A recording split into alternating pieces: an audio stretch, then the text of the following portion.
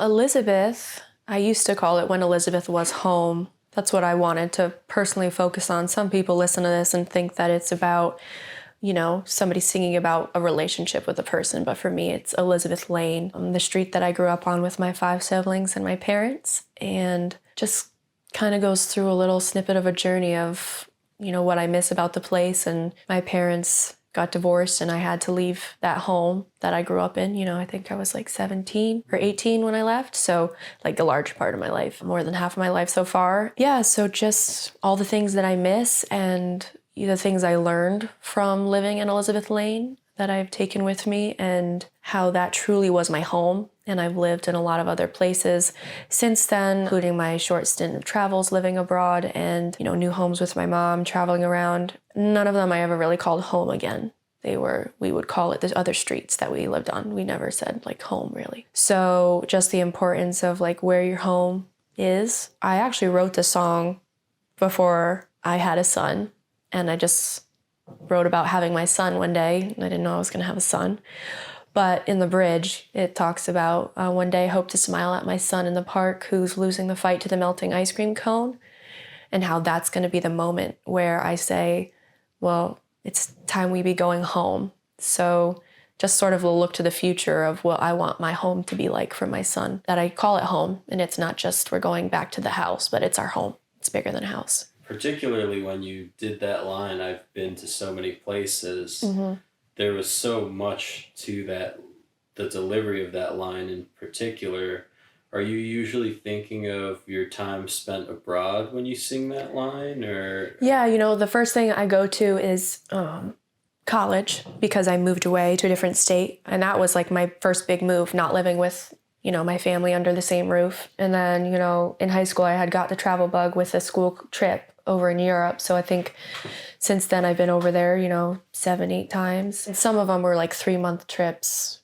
A couple of them were that long, half-month trips, whatever they were. Hike the Camino in Spain, that was a month or so. And so just all of these kind of different places, different faces that I've been around. On the Camino even, I had a different bed every single night when I was walking those 500 plus miles. So there's a lot of people that you see in a day when you end up in a different hotel, hostel, really. So just kind of all those life experiences, miles I've literally walked, miles I've flown, where I lay my head at night. It wasn't since Elizabeth that I was calling any place home. What does France mean to you, really, or when you think about going back there? What are you generally trying to do when you get to go to France again? Listen. I'm trying to listen. I just want to hear them speak, really. I want to learn French. That's always been a goal of mine. I just started out in high school trying to bring it back to my family because, we're Acadian French. My dad was raised speaking French, and then they kind of pushed it out of him in the start of school. So I just kind of wanted to understand what my relatives were saying on my dad's side. So going to France, it's beautiful, of course, but I always just want to listen and try to understand what people are saying. And now if I ever bring my son over there, like that's going to be the point, is to just for him to soak it all in and be like, I'm not the only one who speaks French to you, like other people exist who speak this language, because nobody else in my house speaks French to him. So anyway, I care about the language.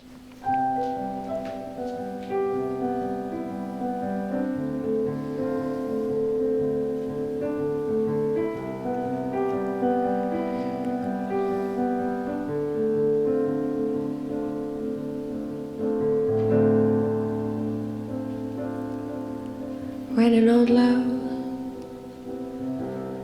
old love fades, you move on, he becomes that guy in your stories. You don't say his name. Well, now when Elizabeth was home,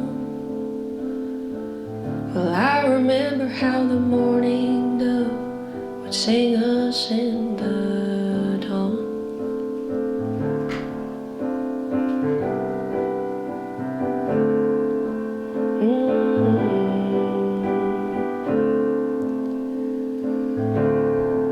When Elizabeth was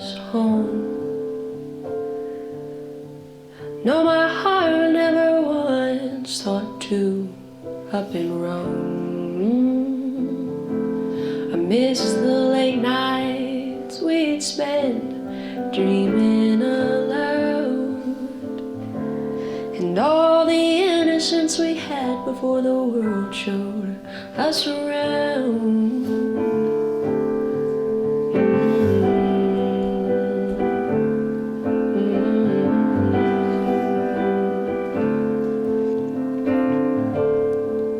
Well, we played house as long as we could, and sometimes we would steal away into virgin woods.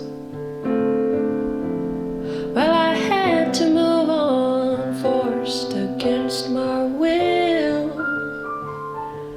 but what I'd give to be standing there still.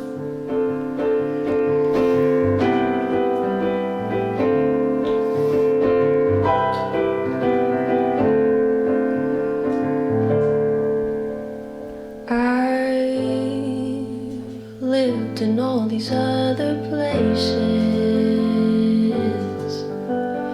I've lived near all these other faces. How I've lived in all these other places. And I've been near all these other faces. But one day I hope to smile at my son in the park, who's losing the fight to the melting ice cream cone. And for the first time since Elizabeth, I'll say, well, honey, it's best we be going home. And the morning dove will sing us in the